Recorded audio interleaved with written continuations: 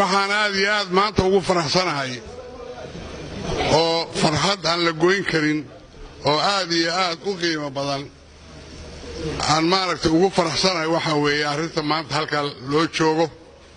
waa nabadda galmudug nabadda habargidir kaliya mali midnimada habargidir waxay horseed u tahay midnimada galmudug iyo dhismaha galmudug iyo sharafta galmudug iyo horukaca galmudug ayay maaragtay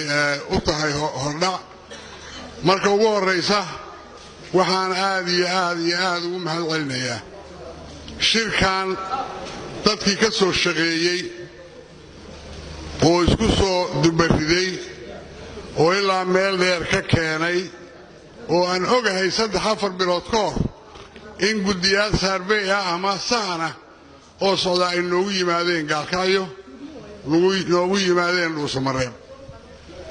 markaa ka bacdina go'aanka lagu gaaray in la keeno hobyo waa magaalo qadiimi ah waa magaalooyinkii gaalkacyo iyo dhuusamareeb iyo kulligood magaalada dhashay weeye in taariikhdeedii la soo celiyo oo shirarka lagu qabto waxaan ogahay mid kale oo 1925 ahaa oo hobyo inta lagu qabtay haddana ceelhuur lagu gunaaday waa 94 sano ka hor weeye buugagii laga qoray kitaabadii laga qoray heshiiskii waa yaalla aad iyo aad baan uga xumahay maanta ma wado laakiin waan soo bandhigi doonaa waa keeni doonaa waxaan kaloo aad iyo aad ugu mahadcelinayaa reer hobyo hadday tahay maaragtay degmada haddii ay tahay shacabka reer hobyo iyo nawaaxiga u dhow oo dhan oo u soo dhoweeyey maaragtay shirka kan si qurux badan oo aan weligeedii allaheed la arag waxaan ognahay dadkii guryaha deganaa magaalada hobyo in ugu yaraan 50-60 guri laga guuray oo loo baneeyey martida waxaan ognahay in maalintii intaasoo xoolaa laga keeno miyiga waxaan ognahay dadka reer hobyo ninbaa iigu yimid muqdisho maalin dhaweyd wuxuu yidhi quraacdii baa inta i dhaaftay baan waxaan tagay buu yidhi makhaayad beer baan ka cunay buu yidhi markaan beerkii cunay baan gabar joogtay waxaan ku idhi buu yidhi lacagta waa imisa waxay ii weydiisay buu yidhi soo ka mid ma ahid ergada shirka waa gabar magaalada dhexdeeda makhaayad ku haysata ka mid baan ahay buu yidhi waxba lagaama rabay oo iska tag bay tiri waxyaalaha mucjisada ah oo la yaab ka leh oo magaaladan lagala kulmay ka mid tahay kuwa kaloo badanina waa soo socdaan aad iyo aad bay u mahadsan yihiin intii soo abaabushay intii hirgelisay guddiga qabanqaabada kuwii hore oo fakeray saraakiishii qoraallada soo samaysay iyo inta hadda waddaba iyo ergooyinka aad iyo aad baan ugu mahadcelinayaa kulligood siday u dhan yihiin maanta aniga waa idin soo booqday waxna idinma wadin shirka gabagabadiisana waa imaanaya haddii alla idmo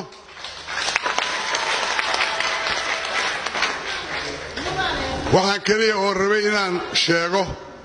oo ku dhawaaqa mar kale galmudug 2 bilood ka hor waa tii aan dhuusamareeb markaan ka soo tagnay dowladda federaalka waanu la hadalay mar haddii aan arkay in ay dhuusamareeb iyo cadaado iyo carradii ay xoogaa tashwiish galay ayaan waxaan ku soo dhoweeyey dowladda federaalka ay shaqaha qabato bal waxay qaban kartaa qabato hadafkaygu wuxuu ahaa inay xeraalay howsho isu geeyaan dhuusamareeb iyo cadaado isu geeyaan ahlu sunnadii hore iyo galmudugta cusub galmudugtii isku soo dhoweeyaan wixii jira ka shaqeeyaan oo ay hawsha maadaama anaga inta yabyabtii iyo dhibaatadii lagu badatay yaan bal aanu kaadina markaan bal ku eegno dowladda federaalka dowladda federaalka ee hawshii markii ay qabatay run ahaantii saluug badan baa jira maanta oo ugu dambeeyay warkii shalay ka soo yeeray wasiirka arrimaha gudaha galmudug ma dhiman madaxdiisii wasiiradiisii xildhibaanadiisii madaxweynaheedii waa joogaan cidlo ma aha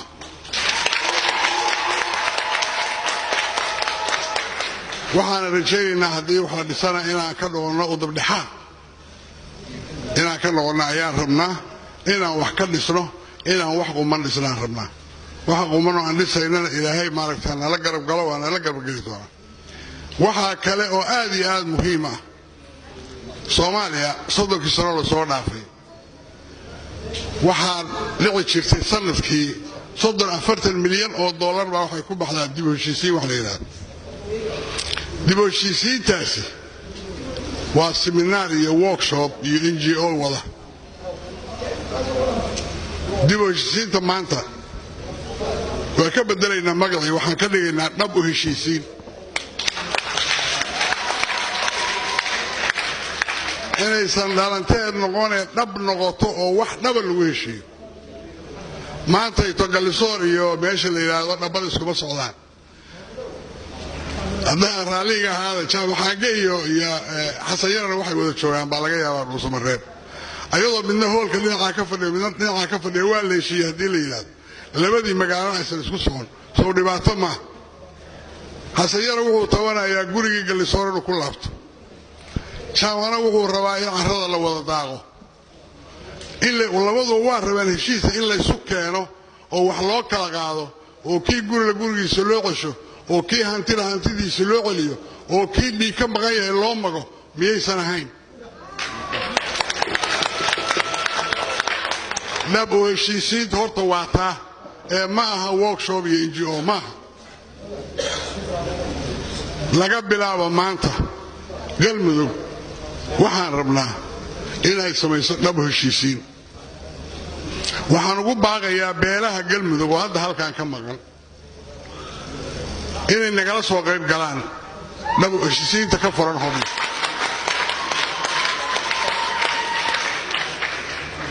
in ay intii xurgufi u dhaxayso nagala qayb galaan ama kala qayb galaan beelaha halka fadhiya in ay isku soo dhoweeyaan oo ay isfahamsiiyaan oo wax dhaxalgal ah oo nabad waarta dhala oo dawlad fiican dhala oo wax wanaagsana inay halka soo baxaan ma rabnaa ilaahay hadduu idmo waxaan ku soo dhowaynayaa beelaha ay ugu horrayso beesha sare oo aad iyo aad xurgufo badani ka jiraan mudug iyo galguduud labadaba beelaha fiqi maxamed oo xeraale iyo kala jooga iyo huurshe oo in laysku dhoweeyo laysu keeno u baahan meesha la yidhaahdo dhabbad iyo balanballe dhabbad maaha ii sheeg guriceel iyo balanballe aan ognahay inaysan isu socon in laysu socodsiiyaan raba waxaan rabnaa in dawaysiintaani gaarto ilaa hiiraan midda ka socota dhibaatada ka jirta maaragtay waxba la qarin maayo maanta habareji iyo cali madaxweyne in la dhex galo oo aan taa u gudubnaan rabnaa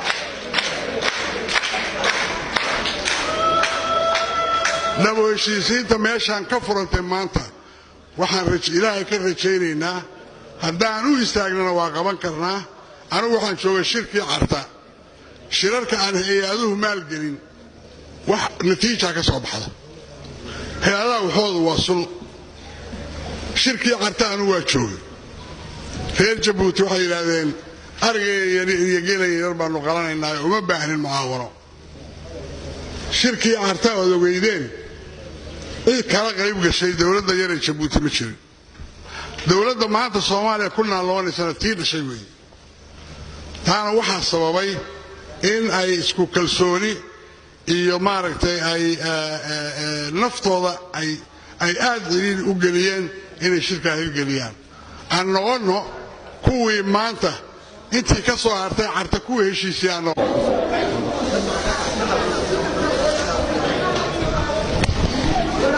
mar kale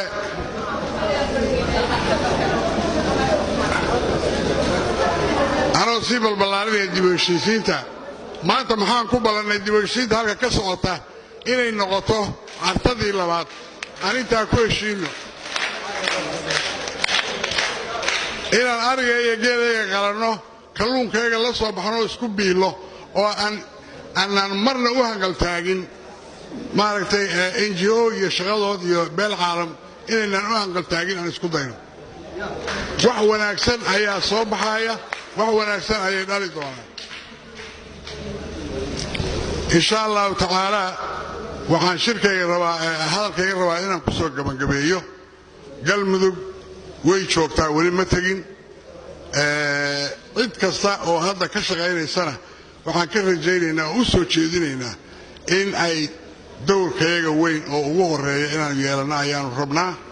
inaan ku soo laabannaan rabnaa saaxada kama annaan bixina waa nool lahay aad iyo aad baad u mahadsantihiin aad iyo aad baad u mahadsantihiin reer hobyo iyo maaragtay ergada iyo madaxda iyo guddiga qabanqaabada iyo salaadiinta iyo jenaraal maanta ninkii noogu daaweynaa janankii noogu daaweynaa waa fadhiyaa jenaraale noogu soo duceeya maanta inaan dib u heshiisiin samaynaan rabnaa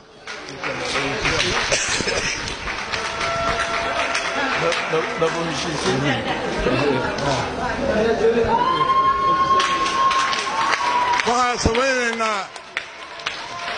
dib u heshiisiin ma aha waa dhab u heshiisiin waa la bedelay wixii la oran jiray dib u heshiisiin dhab u heshiisiin baan rabnaa maanta aad iyo aad baan u mahadsantihiin soo dhowaada waxaan isugu imaanaynaa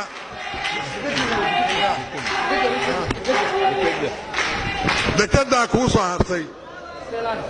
dekedda dhagaxdhigeedu insha allah been ma noqonayo wax kastoona loo sheego deked baa ku tashanaysaan aniga kolley haddaanan dhiman haddaan joogo ka taga madaxtinimada iyo haddaanan joogin labadaba dekeddaas anigaa lagu faatixiyey inay dhisanto inaan qadar la'aan inaan dhisnaan rabnaa sacuudi la'aantii inaan dhisannaan rabnaa muruqayagaan ku dhisanaynaa marka ugu horraysana 2 bilood 3 bilood soo socotana ifafaalaha waad arki doontaan aad iyo aad baad u mahadsantihiin soo dhowaada kalluunka ha la cuno hilibka ha la iska yareeyo qolada halkaan inta warshadda ka dhistay ka tagtayna soo laabta dhahaya aad iyo aad baad u mahadsantihiin soo dhowaada insha allah bisha 2, 3, 4 waa soo noqonayaa shirka xiriirkiisana waa ka soo qayb galayaa aad iyo aad baad u mahadsantihiin soo dhowaada